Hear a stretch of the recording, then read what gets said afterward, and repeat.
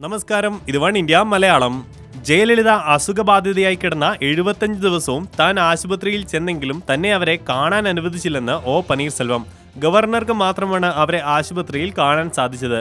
പിന്നണി കഥകളിലെ വെറും 10% മാത്രമാണ് താൻ വെളിപ്പെടുത്തിയതെന്നും DMKയുമായി തനിക്കൊരു ബന്ധവുമില്ലെന്നും പനീർസെൽവം പറഞ്ഞു. ജയലളിത സമാധിയിൽ വെച്ച് ശശികലയ്ക്കെതിരെ തുറന്നടിച്ച ശേഷം വീട്ടിൽ വെച്ച് വീണ്ടും മാധ്യമങ്ങളോട് സംസാരിക്കവെയാണ് പനീർസെൽവം ഇക്കാര്യങ്ങൾ പറഞ്ഞത്. ഞാൻ എന്നും DMKയുടെ വിശ്വസ്തനായ അനുയായിയാണ്. അങ്ങനെ തന്നെ തുടരും. പാർട്ടി ട്രഷറർ പദവി ജയലളിത എനിക്ക് തന്നതാണ്. ആർക്കും അത് എടുത്തു മാറ്റാനാകില്ല, അദ്ദേഹം കൂട്ടിച്ചേർത്തു. പ്രതിപക്ഷ നേതാവിനെ നോക്കുന്നതും ചിരിക്കുന്നതും ക്രിമിനൽ കുറ്റമല്ലെന്നും പനീർസെൽവം പറഞ്ഞു. കഴിഞ്ഞ നിയമസഭാ സമ്മേളന വേളയിൽ MK സ്റ്റാലിനെ താൻ ചിരിച്ചു കാട്ടിയെന്ന ശശികലയുടെ ആരോപണത്തിന് മറുപടി പറയുകയായിരുന്നു പനീർസെൽവം.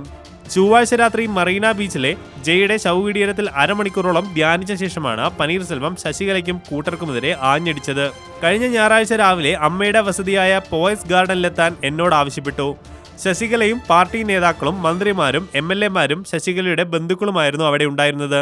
ഞാൻ അറിയുക പോലും ചെയ്യാത്ത യോഗത്തിലേക്കാണ് എന്നെ വിളിച്ചത്. ഞാൻ ചിന്നമ്മയുടെയും നേതാക്കളുടെയും അരികിലേക്ക് ചെന്നു. അവർ എന്നെ കൊണ്ട് രാജിവെക്കുവാൻ ആവശ്യപ്പെട്ടു. ശശികലയെ മുഖ്യമന്ത്രിയാക്കുവാൻ ഞാൻ രാജിവെച്ചേ തീരുവെന്ന് അവർ പറഞ്ഞു. MLAമാരെ വിളിച്ചുകൂട്ടിയത് എന്തിനാണെന്ന് ഞാൻ ചോദിച്ചു.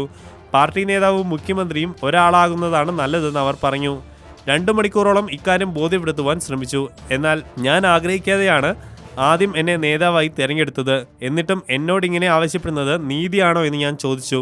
എല്ലാ അധിക്ഷേപവും ഞാൻ സഹിച്ചു. എല്ലാം പാർട്ടി അച്ചടക്കത്തിന്റെ പേരിലായിരുന്നു.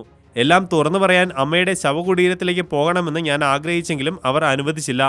പാർട്ടി അച്ചടക്കം പാലിക്കണമെന്ന് അവർ ആവശ്യപ്പെട്ടുകൊണ്ടിരുന്നു. ഒടുവിൽ ഗത്യന്തരമില്ലാതെ ഞാനത് ചെയ്തു.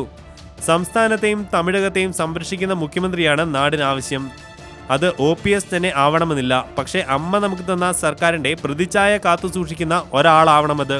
ഞാൻ ഒറ്റയ്ക്കേ ഉള്ളുവെങ്കിലും അതിനുവേണ്ടി അന്ത്യം വരെ പോരാടും. തമിഴ് മക്കളും പാർട്ടിയും വിളിച്ചാൽ ഞാൻ രാജി പിൻവലിച്ച് തിരിച്ചു വരും, ഒ പനീർസെൽവം പറയുന്നു. ഈ വാർത്തയിൽ നിങ്ങൾക്കും പ്രതികരിക്കാവുന്നതാണ് കമന്റിലൂടെ. For latest news, like it, share it and subscribe to One India Malayalam.